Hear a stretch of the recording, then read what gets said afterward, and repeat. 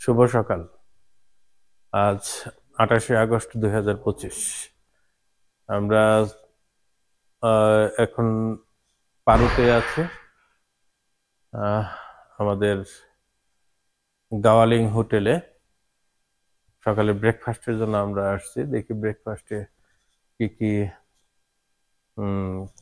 পাওয়া যায় আজকে। এই হচ্ছে এদের হোটেল লবি, খুবই সুন্দর পরিপাটি। হোটেল গাওয়ালিং, ঢুকে দেখি কি কি আছে।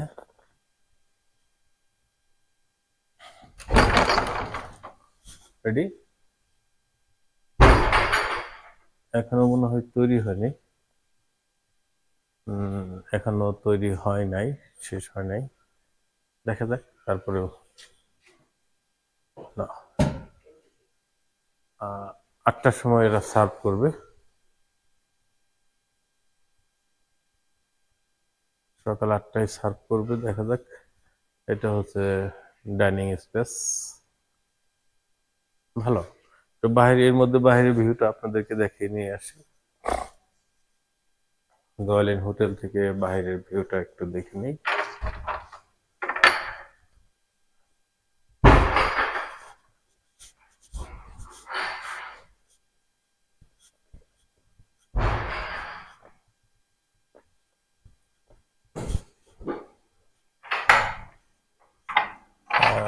অনেক ঠান্ডা আছে। এখন বাজে সকাল 8:45। 8টার সময় খাবার সার্ভ করবে। আমরা দেখি কি কি। এটা কমপ্লিমেন্টারি ব্রেকফাস্ট। দেখুন ভিউটা দেখুন। এটা হচ্ছে আমাদের হোটেল গাওয়ালিন। এটা হচ্ছে পারো সিটি। আমাদের হোটেলের সামনে দিয়ে বয়ে গেছে একটা নদী। পাহাড়ি নদী, পাহাড়ের উপর থেকে পানিগুলো আসে।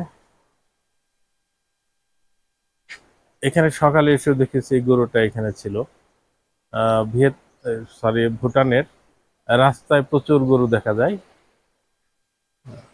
ইভেন রাতেও মনে হয় না তারা বাহিরেই থাকে। আমি কালকে রাত 9টার সময় দেখছি গরু বাহিরে আছে। এই হচ্ছে বাহিরের দৃশ্য। আমাদের হোটেলটা শহর থেকে একটু বাহিরে। শহরটার সামনের দিকে, একদম এই বরাবরটাই হচ্ছে শহর, পারো সিটি।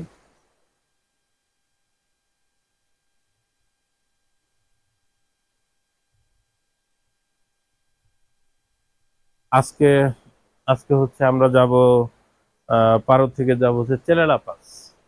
দুইটা অপশন ছিল, একটা হচ্ছে টাইগার্স নেস্ট, আর একটা হচ্ছে চেলালা পাস। তবে যেহেতু আবহাওয়া তো ভালো না, দুইটা গ্রুপই করা হয়েছে। টাইগার্স নেস্টে যেতে একটু অনেক চড়াই, এবং যেহেতু বৃষ্টি হচ্ছে, তো রাস্তাটা অত স্মুথ নাও হতে পারে, যার কারণে প্ল্যান করেছি ছেলেরা পাশে যাব, যেটা সমুদ্র পৃষ্ঠ থেকে 11,000 ফিট উপর। সেখানে যাব। পারো থেকে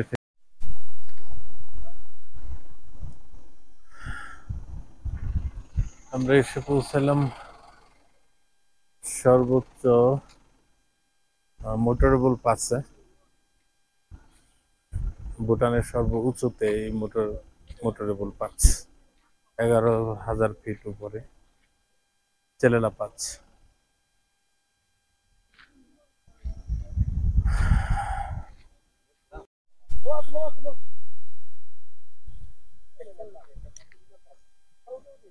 চেলেলা পাসের ভিউটা একটু দেখিয়ে দিই। পাহাড়ের উপরে একদম টপ।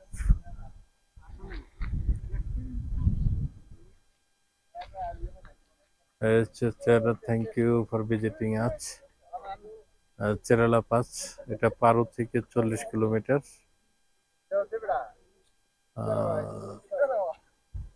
এটা উচ্চতা হচ্ছে 3,988 মিটার, প্রায় 11,000 ফিট, 11,000 ফিট উপরে।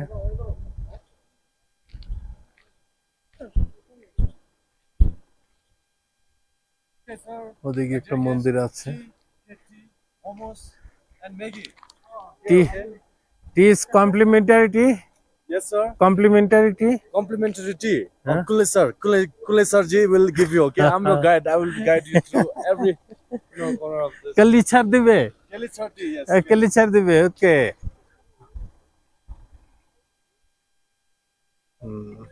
এই পাশটা শুধু মেঘ, প্রচুর মেঘ এই পাশটা।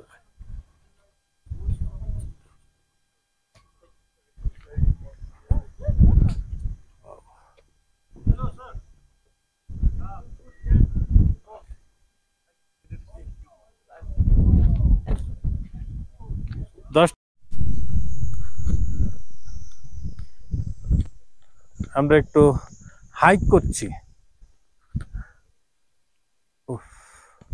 একটু হাইক করে উপরে যাই। ওইখানে একটা ক্লক আছে, ওই ক্লকের যদিও দ্রুত হাঁটতে পারছি না।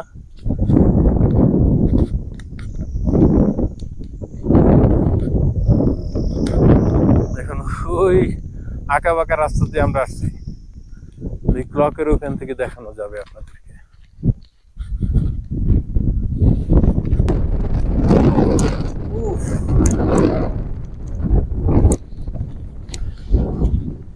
প্রচন্ড বাতাস এখানে, প্রচুর বাতাস। ও মাই গড, এবং ঠান্ডা, অলমোস্ট 10 ডিগ্রি। বাতাস অনেক, ঠান্ডাও অনেক। এখান থেকে দেখেন দুই দিকের ভ্যালিটা অনেক সুন্দর দেখা যায়।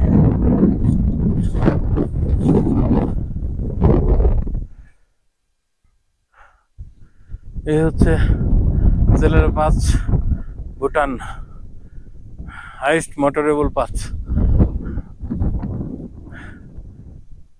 অনেক ঠান্ডা, অনেক ঠান্ডা। দেখুন কি আজব আজব জিনিস। একটু আগে এই সাইডটা মেঘলা ছিল, এখন এই সাইডটা অনেকটা ক্লিয়ার হয়েছে। দেখুন এই সাইডটা ক্লিয়ার হচ্ছে, মেঘগুলো একদিকে সরে যাচ্ছে, মেঘগুলো ওইদিকে সরে যাচ্ছে। হ্যাঁ দেখেন, এটাই হচ্ছে পাহাড়ের সৌন্দর্য। পাহাড়ে আসলে এটাই আপনাকে মুগ্ধ করবে যে এখনই মেঘ আছে, একটু পরে দেখবেন মেঘগুলো সরে যে ক্লিন হয়ে গেছে। এখন দেখেন এই পাশের পাহাড়গুলো কত সুন্দর দেখা যাচ্ছে। It's very beautiful. আসলে বিউটি দেখতে হলে, পাহাড়ের বিউটি দেখতে হলে আপনাকে মেঘের সময় আসতে হবে, যখন মেঘ থাকবে। আবার দেখেন ক্লাউডটা এইদিকে, আবার ক্লাউডটা বেড়ে যাচ্ছে, যেটা একটু আগে ক্লিয়ার ছিল, এখন এই পাশটাতে ক্লাউড বেড়ে যাচ্ছে। আগে যেটা ছিল এখন ওইটা ভরে যাবে, এই পাশটা ঠিক হয়ে গেছে। একটু আপনাদেরকে চতুর্দিকে দেখিয়ে দিচ্ছি।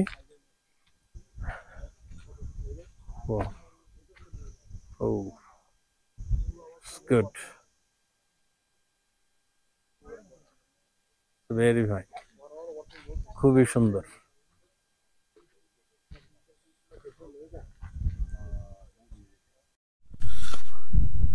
আমরা একটু উপরের দিকে যাই, এদিকে হেঁটে যাওয়ার, উপরে যাওয়ার রাস্তা আছে, সেখানে একটা মন্দির দেখা যাচ্ছে। দেখো অত দূর যাবো না,